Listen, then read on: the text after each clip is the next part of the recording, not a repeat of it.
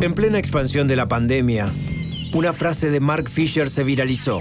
Es más fácil imaginar el fin del mundo que el fin del capitalismo. Es el síntoma de una época sin futuro. Los espectros radiales se proponen analizar esta lenta cancelación, más allá de las lógicas que nos ofrece el capital, y traen como buenos fantasmas del futuro otros horizontes posibles.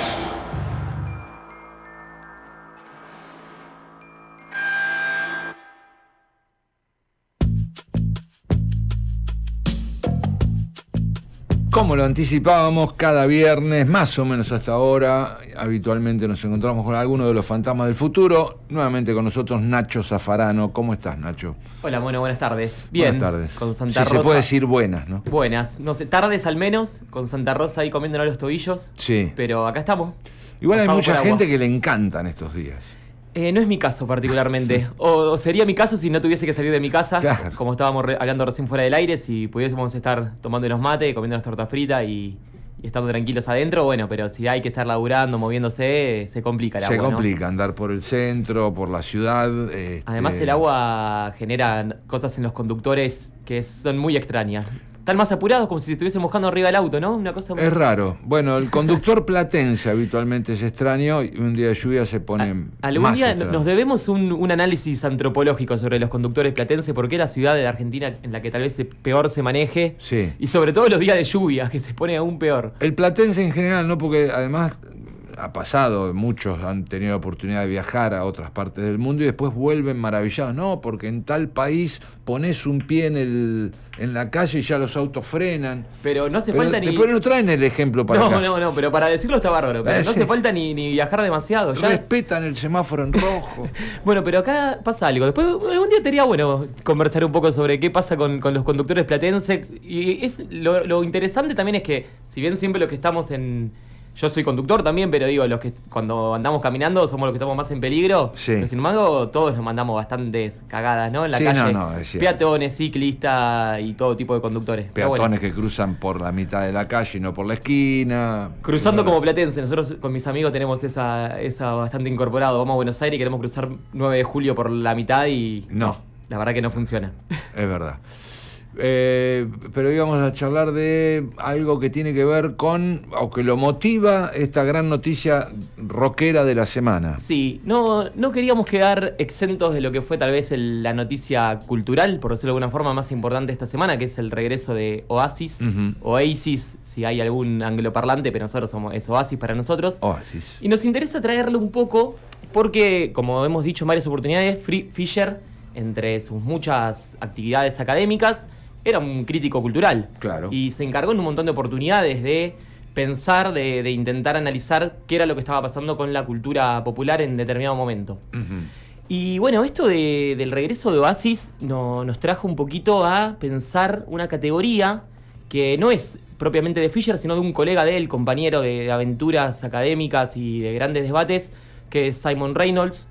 Tal vez, a mi entender, uno de los ensayistas, de los críticos culturales más importantes vivos en este momento, que tiene un libro muy hermoso que se llama Retromanía, Ujú. la adicción del pop por su pasado. Un libro editado por Caja Negra, que es la misma editorial que ha editado toda la obra de Fisher acá en Argentina, Sí. que está agotado lamentablemente, que estaría bueno que puedan hacer un trabajo de reedición porque es un libro precioso. Que yo se lo tengo capturado a mi compañero Santi Estavale, que seguramente ahora cuando me escuche me va a mandar un mensajito para que se lo devuelva. Santi, que estuvo el viernes pasado. Santi estuvo el viernes pasado. Estuvo hablando también de algo que hay un punto de conexión, ¿no? Eso de el nada es aburrido, todo es aburrido. Sí. Y esa sensación de que todo el tiempo se reitera, ¿no? Ujú.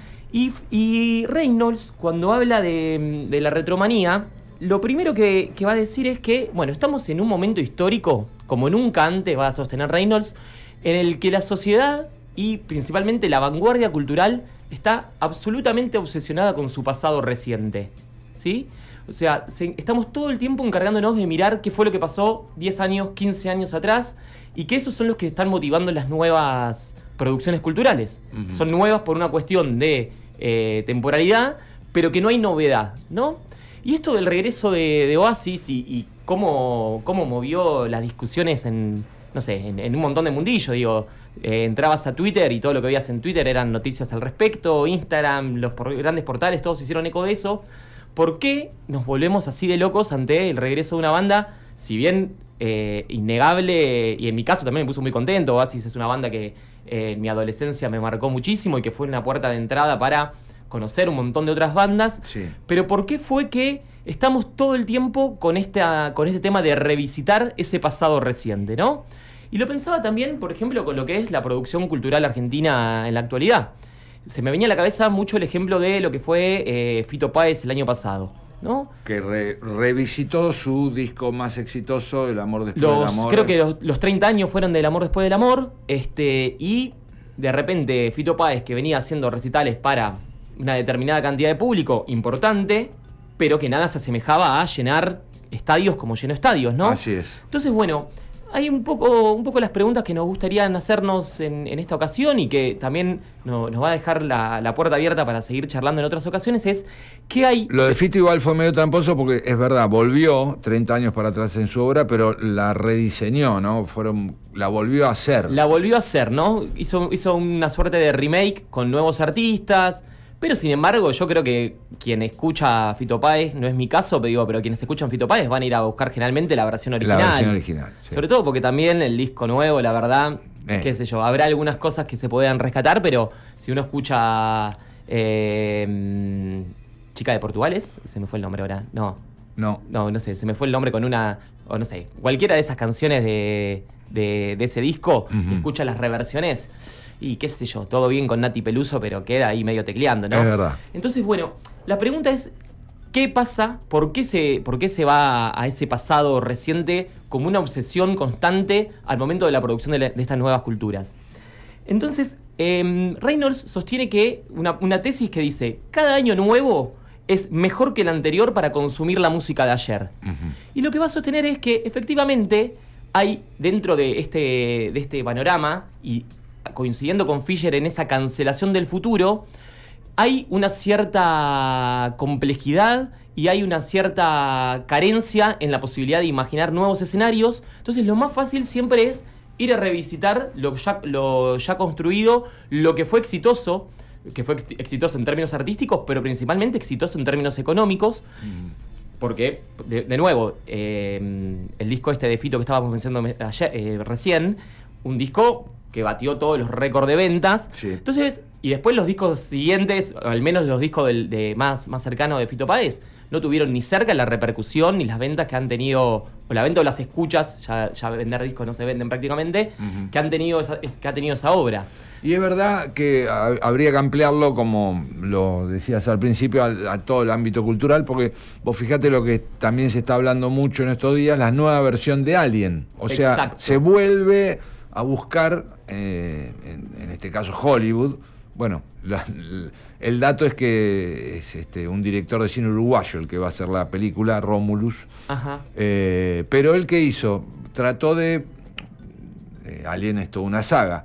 Trató de ir justamente a recuperar el estilo de las dos primeras, que para él son las mejores, ¿no? Alien 1 y Alien 2. Claro. Bueno, principalmente Reynolds se centra al momento de estudiar en la música, pero él lo va a poner en un montón de otras cuestiones. Efectivamente va a hablar del cine, va a hablar del teatro, va a hablar de la televisión, de la ropa, ¿no? Hoy en día hay un boom muy grande de la ropa vintage. Todo el tiempo la ropa está... Siempre, ¿no? Sí. Esa de cómo vuelven de repente los pantalones que no se utilizaban hace 15 años, ahora volvieron con todo y todo el mundo va a buscar a revolver los armarios de los abuelos para ver si encontramos un pantalón que entre y que se calce a la moda. Es verdad que en el caso de la ropa, a veces por una cuestión de no poder comprar ropa nueva, se puso de moda de golpe la feria americana.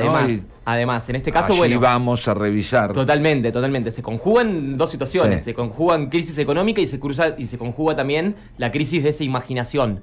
Pero Reynolds lo que va a sostener entonces dice que el peligro, tal vez, se hace una pregunta, hace una pregunta y él la reafirma a lo largo de todo ese libro, es que el peligro más grande para la cultura musical actual es su pasado. ¿Sí? Entonces, las preguntas que se van a hacer es, bueno, ¿cómo podemos pensar en hacer una visita a ese pasado que no sea solamente nostálgica? Y acá me voy a detener un cachito, porque es tal vez el punto más interesante para pensar, ¿no?